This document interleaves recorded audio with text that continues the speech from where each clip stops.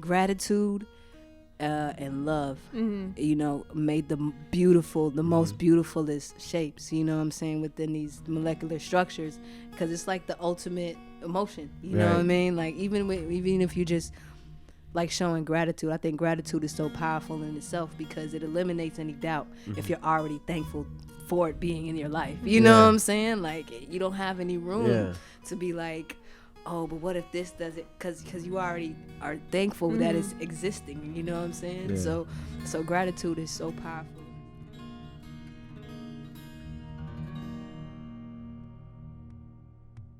Welcome back to the podcast. Today we have a very special guest. She is a multi-dimensional artist and visionary who seeks to share wisdom, true knowledge of self through the creation of music and cultivation of spaces for the expansion of consciousness and activation of our highest potential. She's an artist, songwriter, community uplifter, promo video editor, audio engineer, event curator, host, and music publishing consultant. Please welcome to that podcast, Ain't That Right, Boo, Phruu. Welcome, Phruu. Yes. But I'm glad to be here, man. I'm so glad. It's a blessing. I'm so glad to be here, man. It's cool. It's cool that you say it like that. So it helps people kind of get it grounded. I know it's a different kind of name. It's really like a tone. You know what I'm saying? It's original. Yeah, facts. It actually came from. I was playing basketball as a freshman on varsity, you know, so they used to call me Fresh. So you're a baller. Yeah. Do a little something. So they used to call me Fresh Meat, you know, when you were freshman. The seniors, they give you hell. But it was fun, man. It was like family.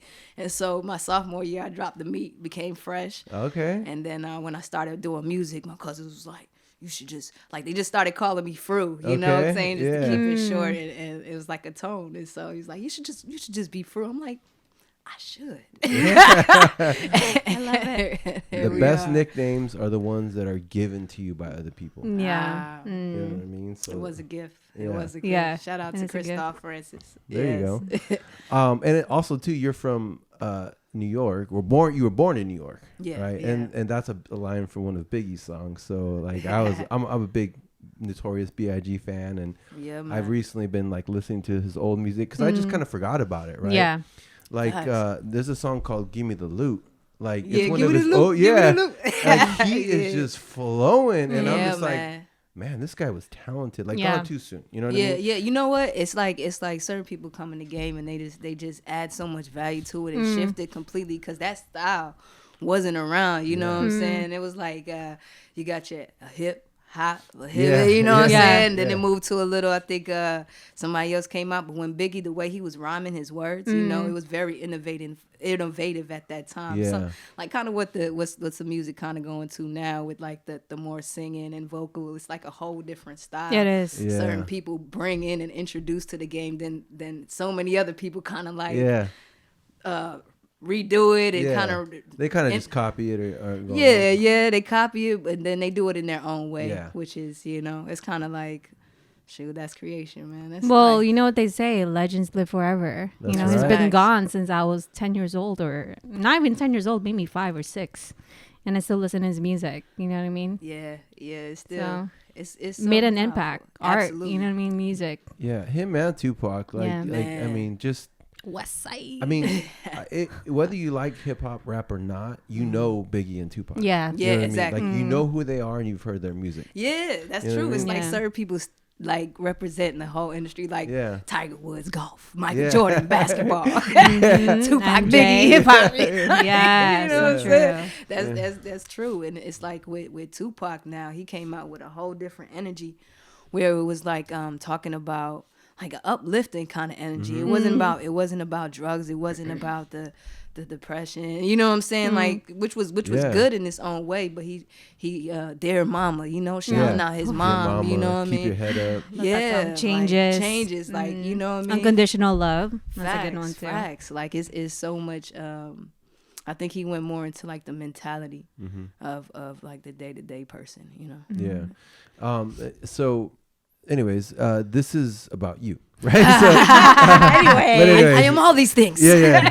But not anyways, but let's get back to you because this is about you. Cool, yeah. We can talk about the two because I know you are a musician, hip hop as well, right? Facts. But we always like to get to know the person, like, you know, your upbringing, where you grew up, because we feel that if they know where you come from, they can connect with you. That's real. Like I just learned you played basketball, right? And you were a baller. I didn't know that, right? That's a cool thing, right? Facts. So all the basketball fans and all the ballers out there are gonna be like, oh dang, you know, they're already connecting with you on that level as far as basketball, right? Facts.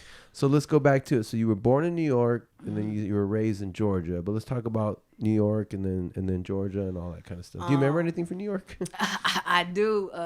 Like before moving, I got a lot of memories from going back and forth. But prior to moving, I remember like hopping around and my mom just being like this. She wanted to go back to school. You know what I'm saying? So I used to be at somebody's house, and while my mom is just grinding, you know what I'm saying? And then my father passed.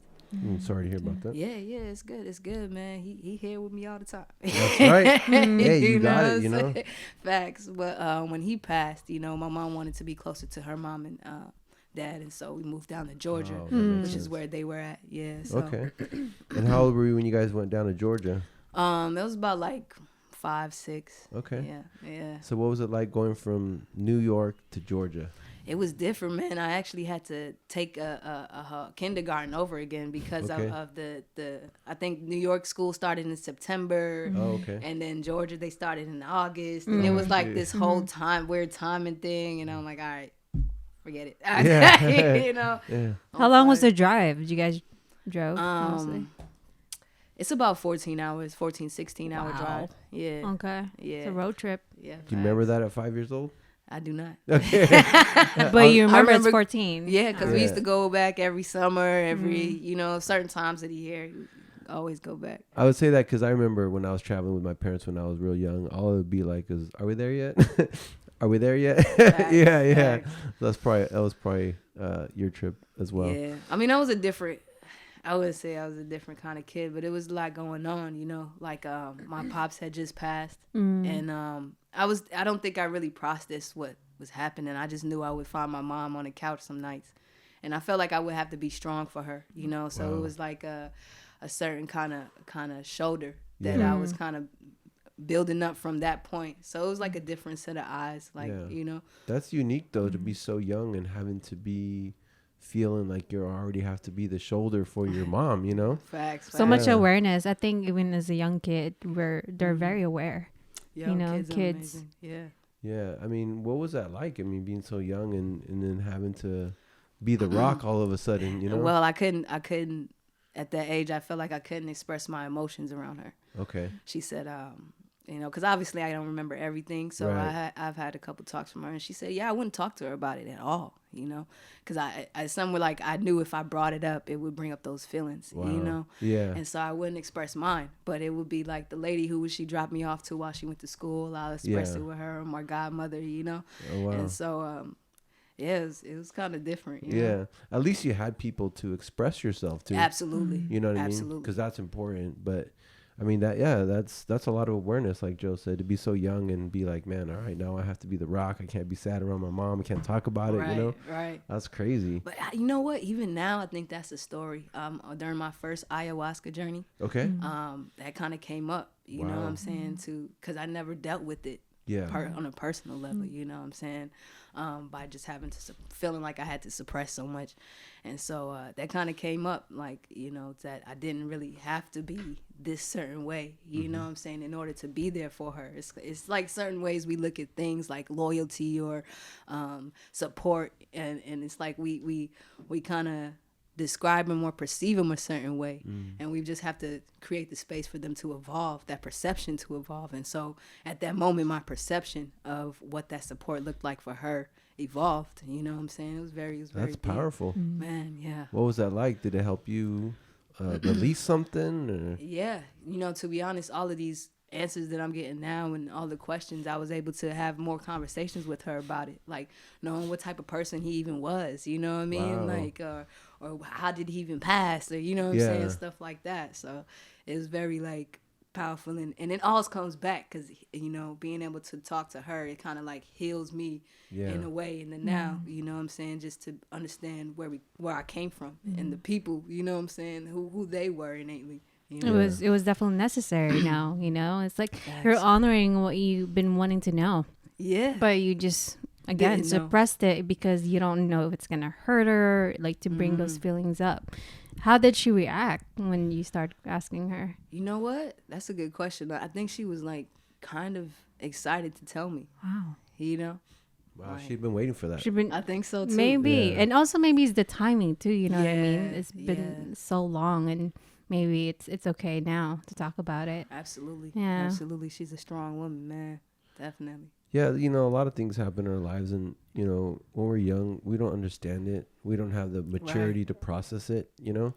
And thankfully, well, those people that do seek healing, right, or seek answers or seek to get to know themselves, they do find the answers eventually, right? And then, like you said, you know, Steve Jobs has this amazing quote. It says, you can't connect the dots looking forward. You can only connect them looking backwards, right? So it's now that you have that awareness, you did the healing, you're starting to connect the dots backwards, right? Yeah, absolutely. And it just kind of, sometimes we don't realize it, but it always comes at the right time. Yeah. You know what I mean? Everything is divine, man. Yeah. Divine timing. That's facts. Yeah. That's facts. So tell us a little bit about growing up in Georgia. Man, Georgia. Georgia? Yeah. Georgia. Yo, you know what the different thing about Georgia and New York was? Everything was so far. Like, you had to have a car in order to get around the city. You know what I'm saying? So that was one thing. It was so much more space. So as a kid, it was so much more room to play to. At the same time, we would make, when my cousins would come down, we'd make bike circles and little routes and stuff like that. So, it was pretty fun, bonding in that way. And I think Atlanta, I really want to answer this question in a certain way. I haven't really thought about what I've gotten from Atlanta, to be honest, growing up. So, not be too hasty. It was kind of like I don't know. It was kind of like a learning of family, you know. I feel like we will all meet in my grandma's house on Sunday evenings. And just kind of like all get together, and you know, it was like a holiday every week. Yeah, more community, more family, more closeness. Exactly. Awesome. And to me, I didn't know it wasn't like that amongst everybody else. You know what I'm saying? Some people were separate from their families. They was in completely different countries or whatnot, you know, or maybe had a falling out, never talked about it. And so when I became aware of that, it was easier to adopt that family mentality to friends and to people I would just meet, you know what I'm saying? And it would just, I think maybe that's that Southern hospitality we was talking about earlier, you know what I'm saying? And it's just like, this that family kind of thing. Okay. Yeah. So it was good because you had more stuff to do. Family was closer. Yeah. Okay. So what do you think from that experience? How has that helped you maybe now today? Like I said, it's kind of easier to see another person as family. You know what I'm saying? And I think a lot of the times, even sometimes with me, you know what I'm saying, it's kind of, we have this wall up, and then when you meet somebody who's like so open, it's kind of refreshing. You know what I'm saying? And it's always makes you want to be as open, you know what I'm saying? And it's so like, it's a constant practice to like meet people and then treat them as such, and just being that open and most authentic self with each other, you know? And that's how I feel about you. Yeah, facts. For real, you treat me like family, and it's easier to open up and, you know, be around each other. Absolutely. Yeah. It's true too, because on the West Coast, actually in California here, it's a lot harder for people to open up. I don't know if it's because people didn't grow up in this area. There's like a big migration of people from all over the place. I think that has an effect on it too. Yeah, nobody really grew up together anymore in these types of areas. The Bay Area, the Silicon Valley, a lot of gentrification in certain cities, and so it's like all just strangers, basically. Yeah. And if you think about it, it's like when you coming in it's you and your family and y'all don't know nothing. You know what I'm saying? Yeah, you kind of just, I don't know this place. Y'all just come back. When you get done from school, come back. Yeah. You know what I mean? Like it was this one young woman who I was talking to, her parents was strict because of that. You know what I'm saying? Yeah. Like her kids was all she knew in this place. You know what I'm saying? So it's a different kind of mentality. To break through. I think it's another level actually when you kind of migrate in and you have to break through that, you know what I mean, as well. That's true. It's a good point. I never thought of it. Whereas like if you grew up all in a neighborhood, like everybody knows everybody. Everybody knows everybody's business. Like it's like one big extended family. Like we had this guy, Lawrence, on the podcast. Shout out to Lawrence, right? LD's. He was on the podcast a couple weeks ago, and he talks about how he grew up in Oakland, but he remembers when Oakland was neighborhoods. Yeah. Like everybody knew, like you would just go to people's houses. Like it didn't matter whose house you were. It was just like one big extended block, right? Yeah, facts. And now he's like, I don't even recognize my neighborhood. It's all different because of gentrification and stuff like that, man. Right? Yeah. So that's cool. So what did you do back in Georgia, like before coming to the California, the Bay? Okay. So after I guess the family stages and starting to branch out, like high school kind of times, I kind of got into trouble, man. I ran wild. It happens, right? Who hasn't? You know, just kidding. That was my years of exploration. You know, I had always played basketball for school year, AAU. You know, and so at that point, it was like a little bit of freedom. You know what I'm saying? I had a car, and so I would just observe different areas, different parts of the city. I was kind of like, I was a lover. I was a little lover, you know what I'm saying? What does that mean, Phruu? I'm a lover right, too. Nah, I was definitely several women who kind of like exposed me to the different parts of Atlanta. You know? Okay. So, but it was fun. But it was absolutely fun. Yeah. It's an adventure. Fun. Yes. Mm-hmm. And Atlanta is an adventure in itself. You know, I think every place has its world within worlds. And you know, you meet certain people that gives you access to a whole different world. Like, oh, I like this. You know what I'm saying? And so yeah, man, it was fun just learning, just trying to beat the system and the rush of that, and then evolving with those same people to figure out how to create something legit. How are we gonna give back? You know what I'm saying? The first community thing ever I did was me and some friends got together. We made, it's kind of like what y'all do with the art of giving. Yeah, we called it No More Talk movement because it was like we was always talking about the problems. And we just wanted to do something. You know what I'm saying? Just something. You know, and so we just made some food, went out, and just created a good vibe for people and passed that on. And and from there I think a lot shifted within me. You know what I'm saying? It was around that time I heard On and On again and realized what type of artist I wanted to be. So a lot of things started being for something bigger than myself. And so that kind of brought me out of all the like running around trying to get the quick satisfactions. You know what I'm saying? So you made it not about you, and then everything started to change. Everything changed.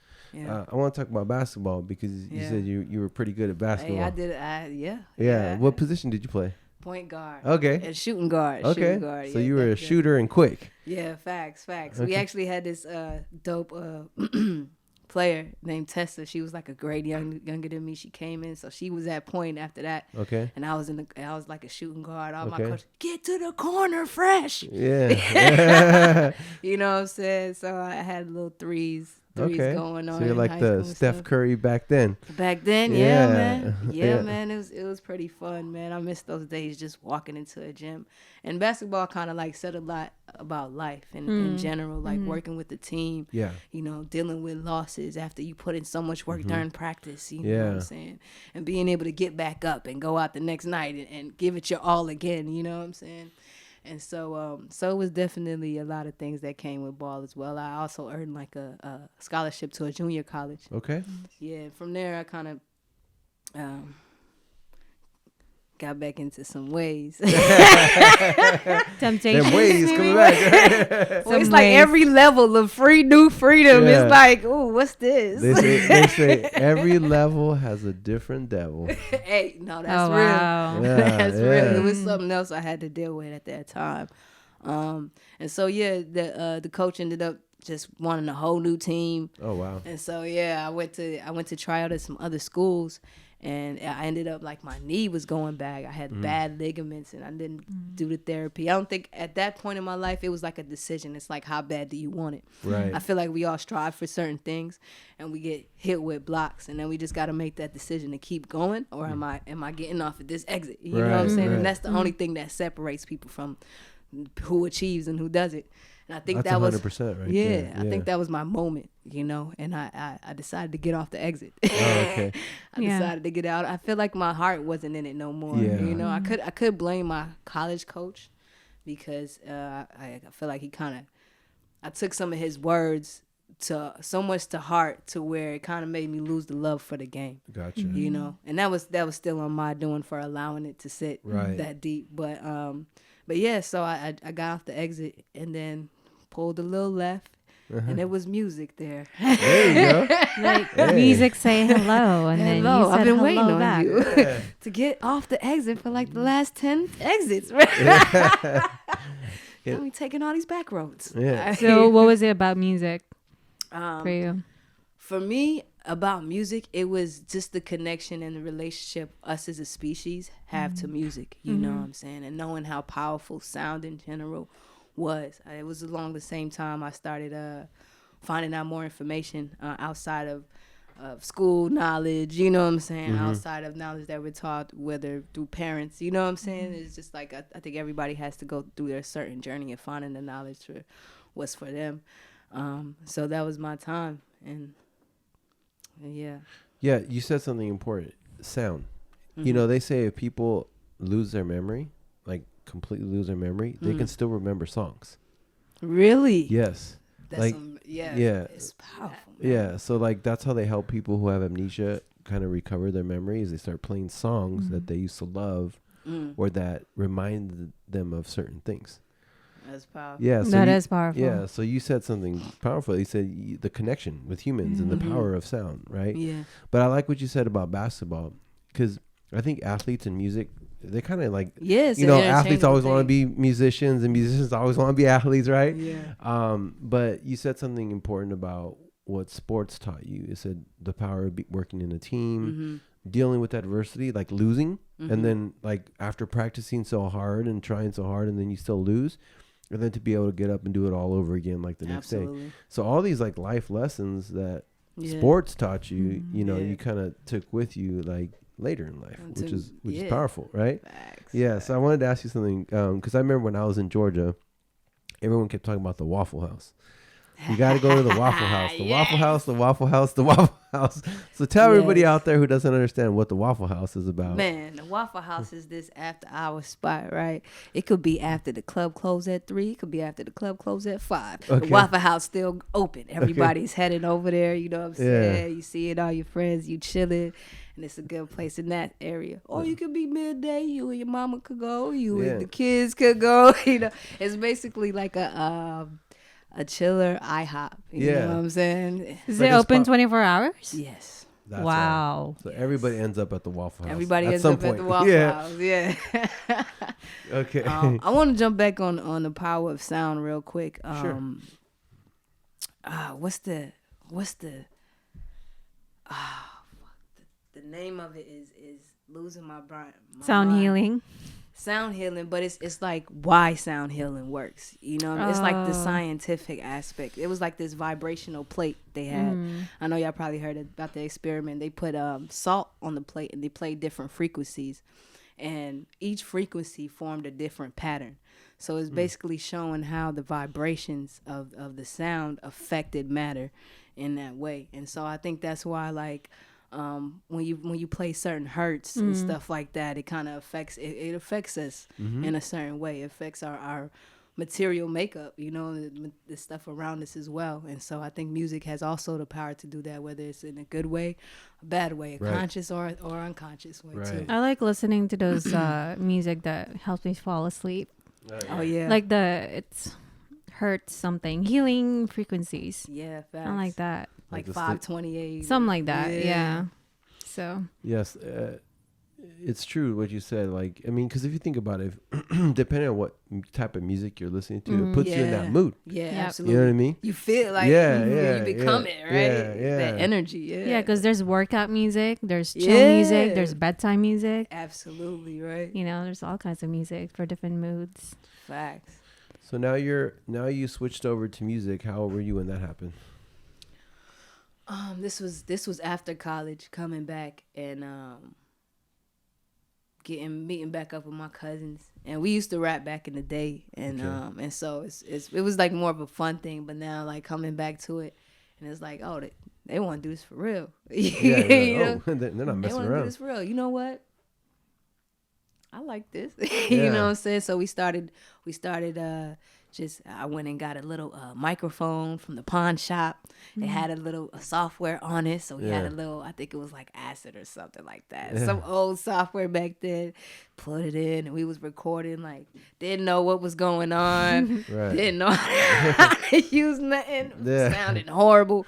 But it's just like being able to play it back, you know what I'm saying? And like having that. I think that's when I fell in love with it. It's like something that wasn't here before. Is now here in existence. Yeah. Like this and it came from you. Yeah, absolutely. Yeah, you know, created it. Facts, and that was powerful to me. You know? So you guys took action. Yeah, facts. Yeah, that's the most important thing, because you know most of the time people that I want to learn, I want to know how this works first. You guys said, you know what? Let's just get the stuff and we'll figure it out. Let's just start creating and start flowing and seeing what it comes out. You know what I mean? Facts, man. That's important. And then that's how you learn too, from your mistakes anyway. Yeah. You know? Yeah. They say that when it comes to photographers, we don't love everything that we take. It's facts. 10,000 photos, you might just like 100. Oh yeah. I remember when Joe was telling me about, man, we're gonna start a podcast, and my friend, we just thinking about doing it, man. Yeah. And this is like, y'all are what, like 20 some episodes man? This is 31 31, I believe. Yeah, man. I love to see, man. Stuff like that is super inspiring, man. Yeah. Super and inspiring. thank you. That makes me feel good, because that was the whole purpose of this, is to inspire people. Yeah. To look at us and go, well, shoot, if they can do it, especially look at me, if that guy can do it, then I can do it. You know what I mean? So thank you for that. But facts. Yeah, but and I was just thinking about, like, we thought we started in June. The idea started in June. Our first podcast was released in September. So we've barely been doing this for 6 months, and we're already 31 episodes in. That's amazing. Yeah, which is crazy, right? To think about it. Right? Yeah, right. Yeah, it's definitely a journey. Yeah, for sure. You know, and I'm not a pro at it, but I think the best thing I could do is just be present and be a safe space for the guests, for everyone around it to express themselves. But yeah, it's like we can learn so much from each other. You know what I mean? I feel like every time we sit in this table, there's something to learn, and that's exciting. Yeah, that's that's keys, man. What was the journey like along the way? Like you said, you had to adjust. I had to adjust. Like I'm used to being behind the camera, like you know, doing photography and stuff like that. I was like, but now to think about it, it's just podcasts. Who knows? Maybe in caveman days, I mean, they would just. I mean, I'm sure they do sit around in circle and just on a table or on the ground and just talk. Yeah. That's basically what we're doing, but with more structure and just flowing. That's facts, you know right? What I mean? It's like campfire. You know what I'm saying? Like tribal kind of conversations, you know, between the elders and then the youngsters and the elders. Everyone has a story. Everyone has a story. Everyone that comes here, you know, people like we go through different times in our lives, and this moment right now is about you and what you've been through, what you've gone through this year or before that. You know what I mean? So things as your story could be different next year. You know what I mean? Oh yeah, it's definitely gonna be different. It will a lot be. of manifesting these days. There you know what I'm saying? We'll talk about it too. And also, if you think about it, like if you told somebody, hey, I'm going to tell you my life story. They'd be like, what? Like, I don't got time to sit here and, you know what I mean? Facts. And nobody has deep conversations anymore. Everybody's too much in a hurry. It's like, shoot you a text, send me an email. So I feel that's why podcasts are so popular these days, because it slows it down. Yeah, it slows it down. The conversation is kind of lost. People don't. If you sat and tried to tell somebody your story, they would think that you're like, who do you think you are? You know what I mean? That's fact. Yeah, but if it's in a podcast, they already know that this is the point of this. You know what I mean? Like the point is to them to tell their story or promote whatever they're promoting, right? So they're already coming to it with an open mind. They're coming to it to learn. They want to listen, right? But you can't just walk up to your friends and be like, "Hey, Joe, do you have 2 hours so I can tell you my whole life story?" Right. You'd be like, I love you, like, but no. You know what I mean? You can record it and just listen to it. Just send it to me later. There you go. Send it to me later. Yeah. No, even now, like, you know, so I kind of feel like I'm on too much of me, you know, you know what I'm saying? But I guess that's the intention, you know, it kind of feels weird. It's human nature, right? To talk to each other. We talk like all the time, even outside of this. Like how we talk to each other. It's like, wow, there's some profound words of wisdom should be sharing with the rest of the world. And what we're doing is activating each other, right? And the energy, boosting each other's energy. That's facts. So it happens here too. You know what I mean?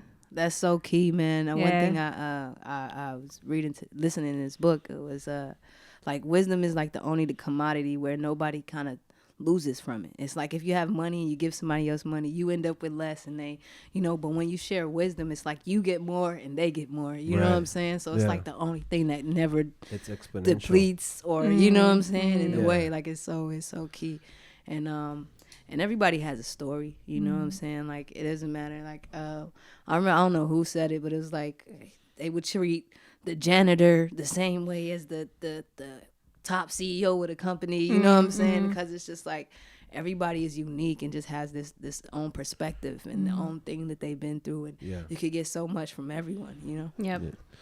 And so the thing about wisdom, too, is it's passed on through the ages. So what does that mean? Somebody already made the same mistakes we're about to make. Yeah, facts. And they're telling you, don't do that.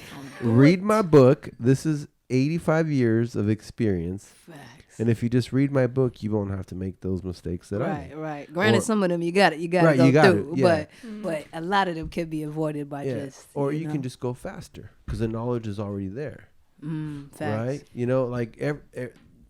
so knowledge is everywhere. Right? Like there should be no such thing as I don't know anymore, because you could just go to Google or YouTube and then you'll know. Right? You know like, let me find out. Yeah. But or you can go to Facebook and ask a question and see who responds. Yeah. Nah, that's real. Or you go to the Bliss Seekers podcast and check out all our episodes, right? Hey. Right. But yeah, so knowledge is everywhere. Wisdom. So they say wisdom is just a memory with the emotion removed. A memory with the emotion removed. Yeah, so like a traumatic memory with the emotion removed. Something that made an impact or made a change on your life, but the emotion's not there anymore. Because then you become wise. Yes, like, okay, I get you. Like I made this mistake and it hurt me, but now it doesn't hurt me anymore, so now I'm wise. And now I'm going to teach the new generation, don't do this because this is what happened to me. Or That's something positive or successful as well, too. Yeah, I think like we call those lessons. You know what I'm saying? Yeah. It's like we come in this life to get certain lessons or to go through certain traumas. And it's like once you kind of face them, or even know, some of them we don't even know exist, right? You know what I'm saying? So once we finally do face them, and then we can work through the emotions, is kind of like, I'm getting it like signals, you know, that something is something that you need to deal with. It's something that's coming up. You know, it's just there to assist you in a certain way. So if you feel a certain way about something, and it's going after it head on and dealing with that thing, then I definitely understand how the other side of it is wisdom. You know, a lot of people call that shadow working as well. You know, because it's like so much stuff gets suppressed, man. It's like we see something, it's like, oh, I'm never gonna be like that, and it may be something in us that is like that, and we definitely start to suppress it. It doesn't have no functionality, and so it's about making things functional. You know what I'm saying? Making the emotions functional, and not letting them rule you. You know what I'm saying? Yeah. At the same time, they say that emotions are like your guidance. Yeah, absolutely. I can see that. You know what I mean? It's like guidance, and once you become like an observer of your own emotions, like, why do I feel this way? Mm-hmm. And then you'll know like how to like deal with it somehow. You know absolutely. What I mean? I think observer.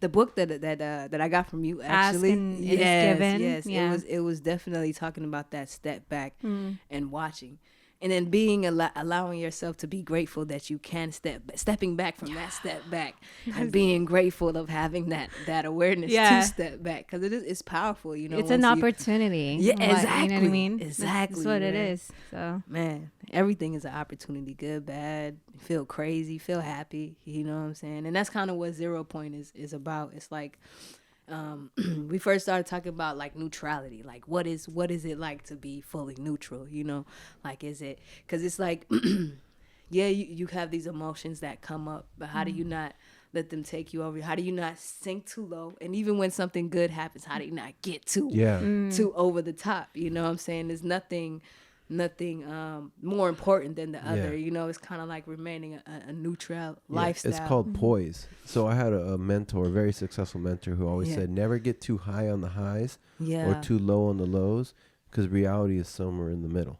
Absolutely. You know what I mean? And then there's those people, like we're talking about emotions. If you let your emotions control you, those are the ones that are like roller coasters. They're super high and then super low and then super high, and it's like, whoa, like chill out. You know what I mean? Yeah, that's facts. Yeah, so that's exactly what you're talking about. It's like right there. It's kind of like a sweet spot. It's called poise. It's called wisdom. It's called taking a step back and looking at it. You know what I mean? Because I'm learning that a lot nowadays, and especially the last 10 years of my life, because I used to be one of those people that was I am still highly emotional, but I don't let my emotions control me anymore. They used to control me. I feel that, bro. And I was one of those people with no filter, and I would just say stuff and stick my foot in my mouth or like offend people, and like it just wasn't a good thing. You know what I mean? Yeah. But when you're young, I guess they kind of like give you like the leeway because they think you're young and a little crazy or whatever. But now I learn, because in business and in life, everything's people. And if you know how to deal with people, or if you know how to control your emotions, at least, right? You're gonna be able to deal well with people, right? But if you don't control your emotions, there could be that one thing that sets you off, and then you react, and then you later go like, oh, either I was wrong or I overreacted, but then you can't put the toothpaste back in the tube. That's facts. Does that make sense? Absolutely, because you know I experienced the opposite end of that. You know what I'm saying? It's like something happened, and I may not react. You know what I'm saying? And it's just like in my head, just beating myself up. You know what I'm saying? Holding it in. You know what I mean? And it's like it's still not functional in that way. You know, there's no extreme to anything. You know what I mean? They call that seeking the heat too. Yeah. So when there's a problem, you have to attack it right away. And most people, they don't like confrontation. They don't like the uncomfortableness of a situation. That's something I learned recently too, through mentorship and stuff, is seek the heat. That's what my mentors told me. They said, you have to go after, if there's an issue, if there's a problem, if there's some type of friction, you have to deal with it right away, because it's just going to keep getting bigger and bigger and bigger. Right. It's not going to go away, right? But if you deal with it right away, then it just dissipates. Yeah, you know you see how small it really is. Yeah, the longer it lingers, the bigger it gets. And my thing was I didn't want to be wrong. You know what I'm saying? Because I would confront and then be like, oh, I was wrong. So I definitely had to take a step back and see how I was perceiving certain situations. And even in that perceiving, it was I had to play through those stories, you know, that would come up and work it out. And like you said, ask those questions. Well, why is this? You know, when we start asking, you gotta ask yourself, ask your spirit, that's meditate. The most powerful thing, man. Questions is super powerful, and the more you know about yourself, the more evolved your questions will get. Yes, you know? so true. Like and also like having a healthier relationship with your ego. Is something that, you know, I realized I'm working on, you know what I mean, myself. It's just being aware of like, is this my ego talking to me right now? Is it my higher self? Yeah, that's learning how to distinguish the both, right, between, and you kind of like, okay, I don't like listening to my higher self brings me peace. Ego, they're just gonna give me some, you know, short satisfaction. So what would I rather do, right? I want to be at peace. Facts. And most of the time, I think the ego the ego tends to overstep its boundaries. You know what I'm saying? In order to protect you. You know what I'm saying? It's essentially out of love. Like the ego longs, like, nah, that happened last time. Look, this is what we gonna do, right? You know what I'm saying? And so you kind of just gotta like put it back. Like, look, I understand. You know, it's not to suppress the ego all the way. You know, it's to make everything is to be made functional. You know what I'm saying? Because I think the ego plays an important role with knowing our boundaries, when we setting our boundaries and what our worth is. You know what I'm saying? And stuff like that. It's your friend. It is a friend. It just kind of you don't always have to listen to your ego, right? It's still your buddy. It's that homie that just, you know, I feel you, dog. But not right now. Hey, you know? Chill out, bro. And it helps to talk to it like that, to be honest. You know, you got to talk to it like a homie. Ego's a trickster, too. Yeah, that's facts. It is. Because that was the biggest thing I got out of my ayahuasca experience is that my ego is smart. and he whatever it is, he's a closer and he's a trickster. Yeah. Because the whole experience was just a little dance with me and the ego. Amen. And he was smart. And he would come in at the last minute. Man. And he'd be like, well, what about this? And let's go over here. And like, wait. And I wouldn't realize it until like, wait a minute. What? I'm all the way gone, bro. Like, how did I end up over here? Damn you. You got me off my whatever. Anyways, yeah, man. Yo, no lie, I had to deal with some stuff like recently. The same way. Just mind going, you know? So I don't think we ever kind of outgrow certain things. I think it's forever a daily practice and a daily choice, you know? Daily choice. They always say you're either growing or you're dying. Like you never stop learning in life. That's facts. Yeah. Those people who think they know it all, they stopped growing, right? They say if you're not growing, you're dying.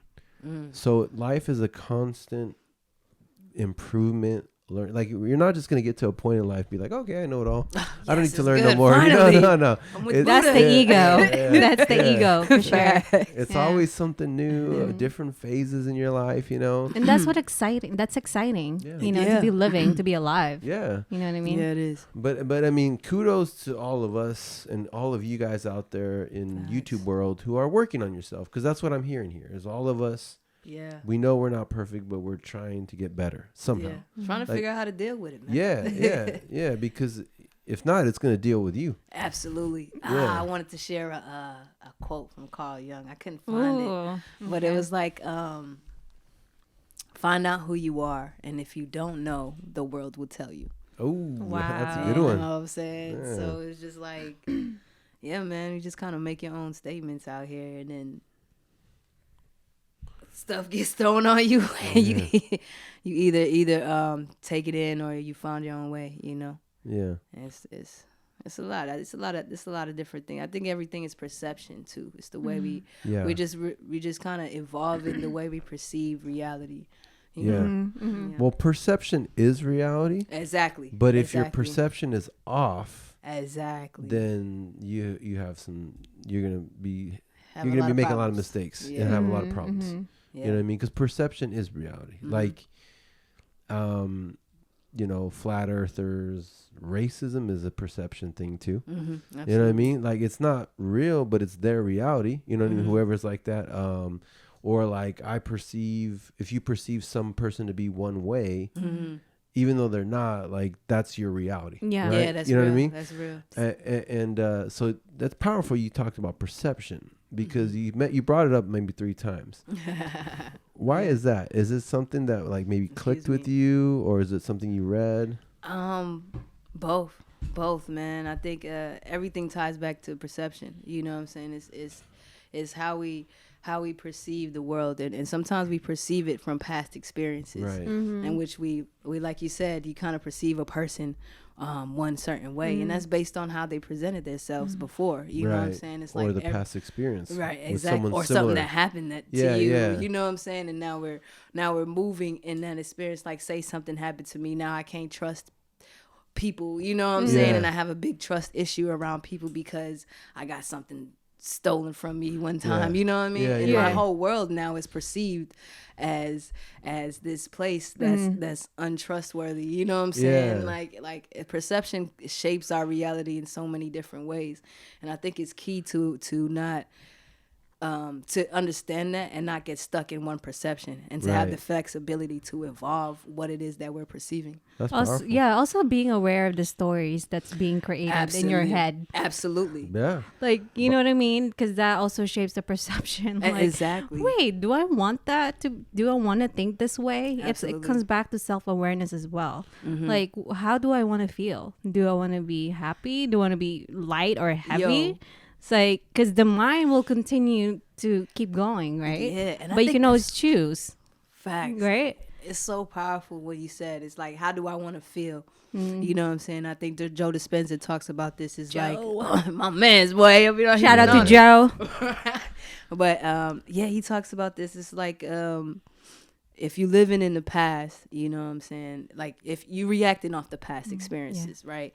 And it's like, once you decide, all right, well, how do I want to feel? Then you start living in the future. You know what I'm saying? Then you start living in more in the present moment. You know what I mean? Versus being succumbed to things that's got you feeling away. Yeah. And the funny thing about the past is it's the past. It's gone. Like it's done. Like you're bringing old memories into your present and basically ruining it. Like you're bringing the trash from the past and dumping it into the present. You know what I mean? And it could be perceived completely wrong. Absolutely. You know, and that's where communication comes in too. Because I have a friend, he said a really good quote. I don't know if he made it up or we got it from him. He says, where there is no communication, negativity fills the space. So if you're in a team, a group, a family, a relationship, and you stop communicating, all of a sudden, you're not going to be thinking the most positive things happening. You're going to be thinking the negative stuff, or your perception is going to start coming in. Yeah. But if you communicate and you have good communication, and all of a sudden that goes away because you know exactly what's going on. Absolutely. Yeah, and they also I don't know if it's Joe that said it. Basically the past and the future is not real. Yeah. Because what's real, or maybe it's Kyle sees. What's real is this present moment right now. Your heart beating, your breath, like right now is what's real. You know what I mean? It's so crazy, man. It's so crazy. Even with manifesting, right, or like creating our futures, it's like we see it over there and we're here. You know what I'm saying? And so, shout out to Joe Dispenza. Shout out to Joe. He will be on the podcast, right? And what you say, it's like it seems so far away because it's like, or you started calculating time and stuff, because in order to move through space, it takes time. You know what I'm saying? And so it's like we have this ability to when we be in the present moment, we become more energy and less matter. You know what I'm saying? And we're energetic. I like that. Yeah, we're energetic beings. You know what I'm saying? And it changes our vibration. And so, like, once we become more energy, then we're tapping into the field of potentiality. And that's another description for 0 point. It's like the point in which reality unfolds. Because if we go back to, it's even proven in science experiments where they took an electron, they looked at electrons and studied the way that they was moving. And when they watched it, it collapsed into a particle. Now, when they didn't pay attention to it, when they watched the electron, I think this is with photons too, it collapsed into a particle. And then when they wasn't watching it, it turned into a wave. It acted like a wave, like it's a cloud of potential. So it could feel the energy. Yeah, it wasn't in no specific spot because it was in every spot at the same time. Wow. And so it's infinite amount of potentials, and that's why I said it's like I'm a multi-dimensional. Yeah. Because we are multi-dimensional beings within that sense. You know what I'm saying? And it's like unfolding your creation to then like if I want to collapse reality now, what would it look like? You know what I'm saying? Yeah. So it's tapping into that field of infinite potential that's just accessible to us at all times. Yeah, that's powerful. So we said a couple things right here. So emotions, right? So if you're thinking the right things or the wrong things based on how you feel. So that's the ultimate indicator. Yeah. If you feel bad, if you're starting to feel really bad, you're either thinking the wrong things, or you're thinking about the past, or you're worried about the future. They say people that live in the past are depressed. People that live in the future have anxiety because we don't know. We don't know what the heck the future is going to happen. But people that live in the present, I love how you said it. They're energetic because you're not worried about the past or the future. You're just enjoying the moment, like you're in the moment, right? And then I wanted to just ask you guys a question, like, because I've done a lot of personal development in the last 10 years, and they used to always say, "Do you ever think about what you think about?" All the time. Like, how did that thought get in my head? Like, where did that come from? Yeah. Like, if you just think about your thoughts, like, you're like, that's not even me. Yep. That's other things, right? Like, that some people call it the devil. Some people call it a trickster. Entities. Some people call it ego. Bad juju, whatever. Right? No, ego? it's ego, right? And it's dissonant. It's dissonant to like your what you want. It's dissonant to your being, right? That's how you know it's like, man, that's not even me. Yeah, right? you're like, like, don't hate yourself. Yeah, like you don't have. So my point to that is you don't have to listen to every thought that comes in your head. Yeah, exactly. That's true. Don't mind the mind. Yeah, the thoughts are liars too. Yeah. You can replace it with the thought you want. Yeah, absolutely. So most of my most successful mentors, I always said, like, how do you deal with so much? Like, how do you not let things get to you? He goes, well, I talk to myself. I go, what do you mean? He's like, I don't listen to myself. You talk it I out. talk to myself. You gotta talk it out. If something bad happens, he'll be like, well, that'll make a good story one day. Well, everything happens for a reason. Da da da da da. So he starts, whenever that negativity starts coming, he starts filling his mind with positivity thoughts, and just flips it, right? Yeah. And I'm like, wow. So self-talk is super important, right? Yeah. Because all these thoughts that come, I mean, you can't like control every thought that comes in your head. There's just way too many, right? But you can, especially in my head, maybe some. Maybe you can reprogram them though after a while, but initially you have to have that patience. Yeah, you can choose to which thought you want to react to. Absolutely, absolutely. Which one you want to take action to? You know what I mean? Which one you gonna make real? And also sometimes it comes up because there's a unresolved issue there. Yeah. If something keeps coming up as well, you know what I mean? Yeah. It's like, what is going on here? They say if you keep dealing with the same issue, it's a lesson you haven't learned yet. Yeah, exactly. Yep. Like a lot of times people blame the other person for a failed relationship, but what's the one constant in every relationship?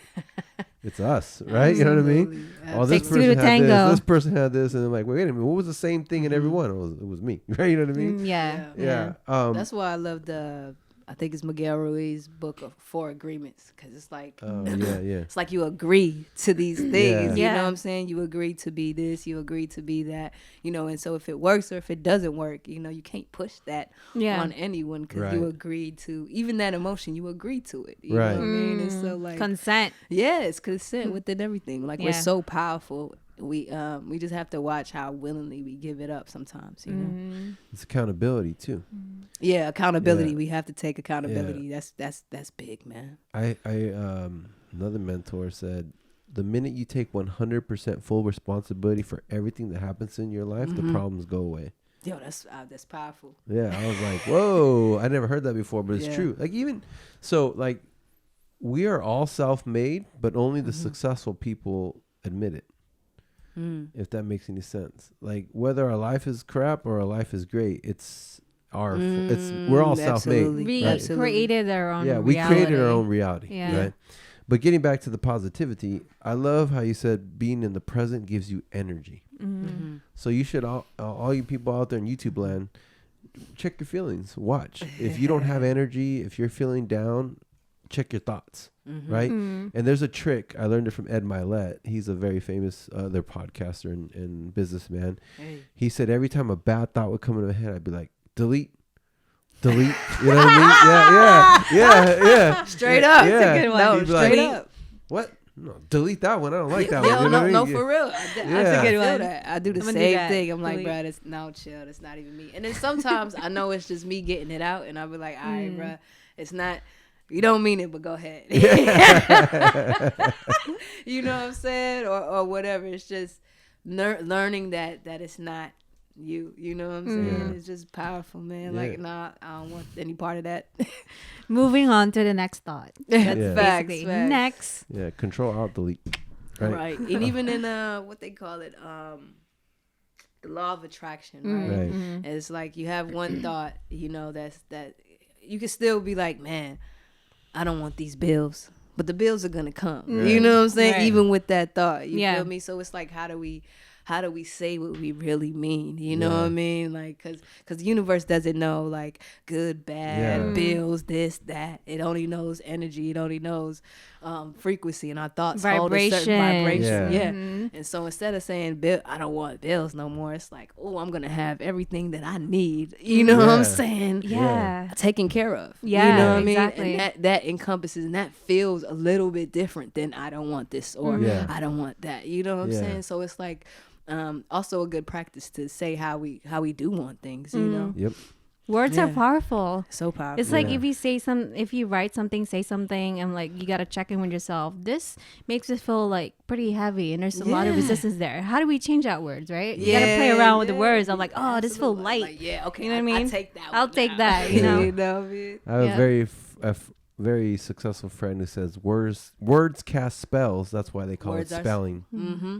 I believe that. 110%. Yeah. So I like this conversation because we all kind of be the same on the mindset, right? Fact. Vibration. So you said something important. This is important to the YouTube land. You attract what you think about on a daily basis, whether wanted or unwanted. So like you said, so nobody wants all these bills, right? But if you keep speaking, talking, thinking, I don't want these bills. Like you said, the universe is not biased. All the universe hears is bills. Yeah. You want All right. bills? Let's get some more. You know what? Facts. Let's create some more. Facts. Well, like when you should have, like what you said, you should be saying, you know what? These bills are not cool, but I'm waiting. I know that money's coming. I know that there's going to be a way. Everything's taken care of. There will be a way. There will be a way. And just that mindset shift that I made within the last couple of years, it's just amazing. Like no matter what, like there's no lack. Like it's just, and then you also become abundant, right? Yes. And giving, and you're like here, like, so that's powerful that you mentioned that. And then vibration too. So, and it's manifestation. Universal law. Yeah. So I started water manifesting recently. So thanks TikTok, right? So water manifesting. Yeah, you said thanks to TikTok. Yeah, I learned it on TikTok. What is water manifesting? So they say that you can speed up the manifestation process by doing water manifestation. So like you said, the sound created shapes in the salt. So they did an experiment. They talked negatively to water. How water holds memory. Right. So it holds memory. So guess what? We're about 60-70% water. That's what we are. Absolutely. Right. So what you do, or what I do, is I take 2 cups. You're supposed to fill it up, one with water, and you stare at it and you reflect on your current life. Like what's going on now. And then you pour it into the next glass and you start talking about it, about what you want your life to be. Like, man, I'm so happy and grateful this, and I'm so happy and grateful now that this, and you just start talking and then you drink it. And it's supposed to just basically speed up the manifestation process. Do you do this at night or in the morning? Every morning. Morning. Shoot, I talk to every bottle of water, everything why not? Why not? If it's just talking to it, and it holds memory, why not? Yeah. I'll actually know about that experiment too. It's like the molecular structure, like you said, the same on the plate, and even it's like gratitude and love. Made the most beautifulest shapes. You know what I'm saying, within these molecular structures, because it's like the ultimate emotion. You know what I mean? Like even if you just like showing gratitude. I think gratitude is so powerful in itself because it eliminates any doubt if you're already thankful for it being in your life. You know what I'm saying? Like you don't have any room to be like, oh, but what if this does it? Because you already are thankful that it's existing. You know what I'm saying? So gratitude is so powerful in itself. It's a magnifier. Yeah, I can imagine. Whatever you're grateful for, you just start to get more of it. Yeah, facts. And it's like I like what you said. It's like moving from a place of abundance instead of lack. Yes. Yeah. You know what I'm saying? Like creation, because we are all creators. We're creating our universe, whether we perceive it, and you know what I'm saying? Like so once we start creating from that abundance aspect, it's a totally different ball game, man. Yeah. Thank you for tuning in. That was the end of part 1. Part 2 comes out next Monday, 9 a.m. Please stay tuned.